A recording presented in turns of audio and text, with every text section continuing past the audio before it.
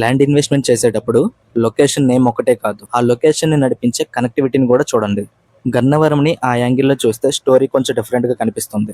ముందుగా family living కి important అయ్యే ఒక పాయింట్, రైల్వే స్టేషన్ కేవలం 2 minutes లోనే ఉంది ఇక్కడ. ఆ రైల్వే స్టేషన్ కూడా 10 platforms కి ఎక్స్పెండ్ అవుతుంది. అంటే ఇది ఫ్యూచర్ స్టోరీ మాత్రమే కాదు, ఇప్పుడే డైలీ కనెక్టివిటీ ఉన్న లొకేషన్.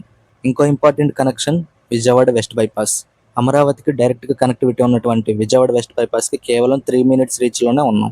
ఇన్వెస్టర్ కి రోడ్ కనెక్టివిటీ అంటే జస్ట్ ట్రావెల్ కాదు, సరౌండింగ్ డెవలప్మెంట్ కి యాక్సిస్ అని అర్థం.